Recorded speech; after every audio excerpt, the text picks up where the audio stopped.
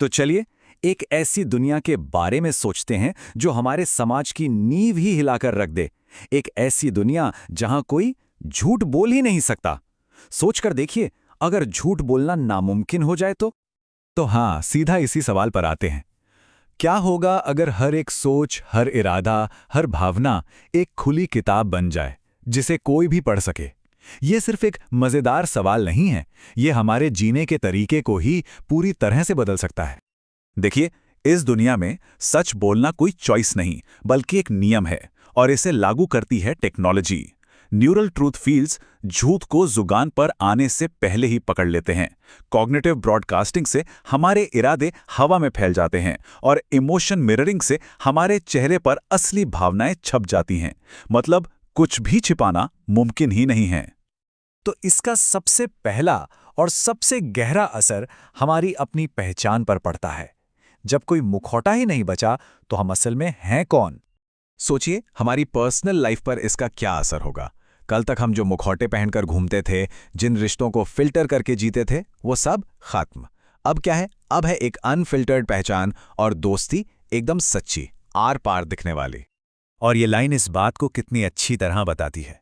एक ऐसे रिश्ते के बारे में सोचिए जहां कोई राज नहीं है, जहां हर सोच, हर भावना एक दूसरे को बता है।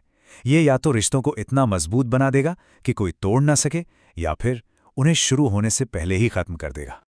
और हमारी मेंटल हेल्थ का क्या? जब हमारी सारी असुरक्षाएं, हमारी अंदरूनी कश्मकश सबके सामने हो, तो थेरेपी कोई पर्सनल चीज नहीं रह जाती।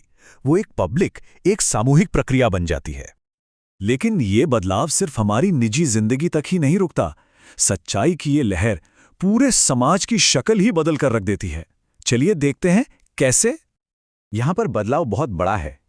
प्रोपेगेंडा और जबरदस्ती की पूछताछ, ये सब गुजरे जमाने की बातें हो जाती हैं। इनकी जगह लेता है सच्चाई पर टिका हुआ शासन, जहां नेताओं के इरादे शीशे की तरह साफ हैं, और अदालतें, वो तो सीधे दिमाग को पढ़कर फैसला करती हैं। इस एक लाइन में ही इस दुनिया का पूरा सार है। लीडरशिप अब इमेज बनाने का खेल नहीं रही, बल्कि वो सच्चे और पारदर्शी इरादों का नाम है। यहां जवाबदेही से कोई बच ही नहीं सकता। और इसका असर कल्चर से लेकर क्राइम तक हर चीज पर पड़ता है।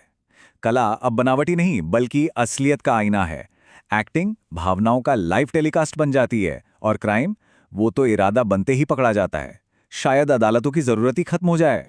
लेकिन क्या हर कोई इस पारदर्शी दुनिया को गले लगाएगा? जाहिर है नहीं। हर एक्शन का एक रिएक्शन तो होता है, और यहां रिएक्शन है प्राइवेसी के लिए, निजता के लिए एक विद्रोह। इस दुनिया की एक मानवीय कीमत भी है, ट्रूथ फटीग, यानी सच से होने वाली थकान। सोचिए, एक पल का भी आराम नहीं, एक पल भी अपने ख्यालों के साथ अकेले रहने का सुकून नहीं। ये 2400 घंटे का खुलापन एक भारी मनोवैज्ञानिक बोझ बन जाता है। और इसी थकान से जन्म लेता है एक प्रतिरोध। लोग सीधी सच्चाई से बचने के लिए कविता और कला की पहेलियों का सहारा लेते हैं।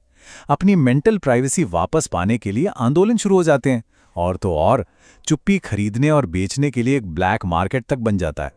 और ये सब कुछ हमें इस पूरे विश्लेषण के आखिरी और सबसे गहरे सवाल पर ले आता है। क्या ये एक परफेक्ट दुनिया है, या फिर एक खूबसूरत पिंजरा?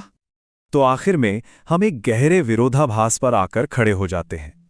एक तरफ ये पारदर्शिता समाज को भ्रष्टाचार और धोखे से तो बचा सकती है, लेकिन दूसरी तरफ ये हमारी आत्मा के उन सुरक्षित कोनों को भी तबाह कर देती है जहां हम असल में हम होते हैं। और हम आपको इसी एक सवाल के साथ छोड़कर जा रहे हैं।